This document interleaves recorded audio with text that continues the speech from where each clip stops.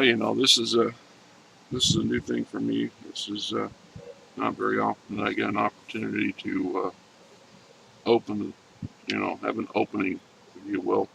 This is an old game system for a lot of you. Any of this is brand new. I, until the last year or so, listening to people on the Brigade channel and on the Video Response channel talk about this game system, I never even heard of it, to be truthful.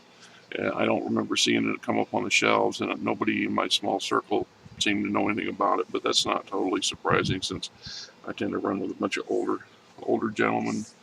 Is an opportunity to do a open and a reveal, I guess. So, you know, uh, when the topic came up and was discussing this, pretty heavily debated this subject of simulist style of play and story-based play, which I kept thinking, okay, so where's all these story-based games where you have almost no rules and no mechanical sets of mechanics to give you guidelines, and that you base 90% of it off of your ability to spin a yarn.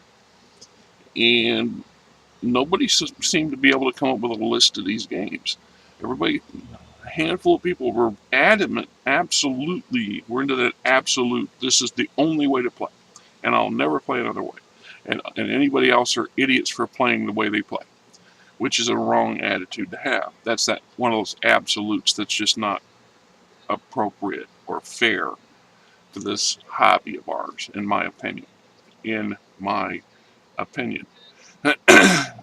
So, one of the few games that could come up was this particular one. And of course, Rob Gustafson says, well, you can get that on PDF. And I did. I found a PDF copy of it. But there's something to be said about a physical book versus a digital book, especially a digital book that, if you really want to make it functional, you got to print it out, and then you got to put it into a binder of some kind. That way you're creating your own physical book, because it's so much more convenient to be able to do things this way than it is to have to tie up your laptop or your other media device. And if you're on a tight budget, there's nothing wrong with it. But at the end of the day, if you look at the cost of printing all those, the printing, the ink, and the materials to make your own little booklet, you're almost halfway to the price. In some cases, more than halfway to the price of what it would cost just to buy a good one. And of course, this is used or semi-used.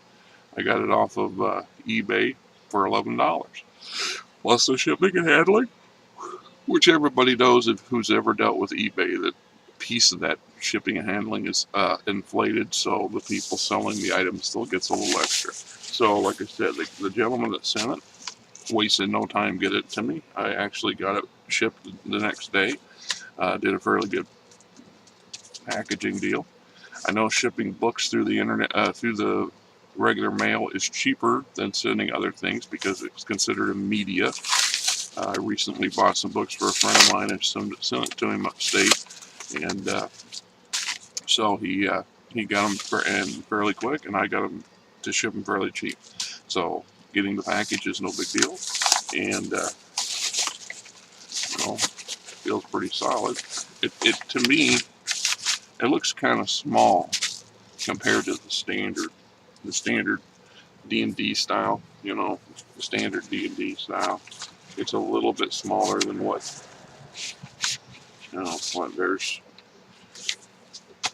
there's a comparison right there where we even opened up. I'm just pointing out that. And of course, the reveal itself is Fate, the Fate core book by Leonard Balsra, Brian and Guard, so on and so forth. And the book itself looks to be in really good shape. It almost looks brand new to me. I mean, I don't know that if it was used, it wasn't used very much. I'm almost willing to bet that this was never played. Don't even, considering how the binding looks, I don't even think it's been really opened and read that. And, well, imagine that. First thing I open to is a skill list, a default skill list. Okay, so obviously your story-based game system still has some mechanics to it. I mean, without the mechanics, well, some guidelines to give you some structure, what do you got?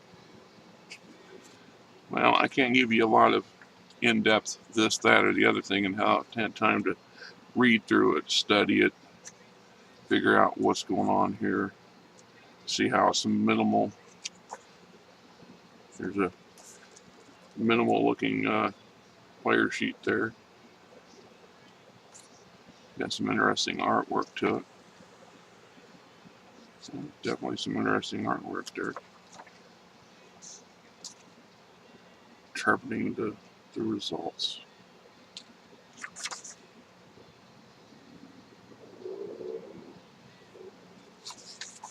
So we do still have some base mechanics here. Imagine that. Of course, I'm not going to sit there and tell you what I was expecting, because I tried to keep an open mind about it.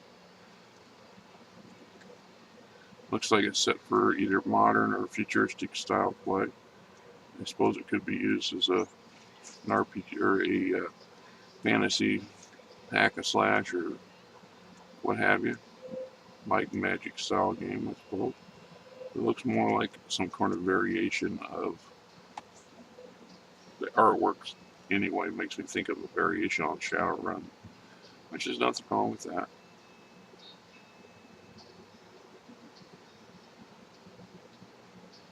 Okay, got some interesting stuff in here.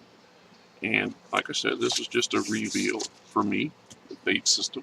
When I've had time to read through the book and do a little personal testing on it myself, I'll come back and give another video of my detailed opinion on it. So there you have it, Fate, the story-based, non-simulist, rules light game system.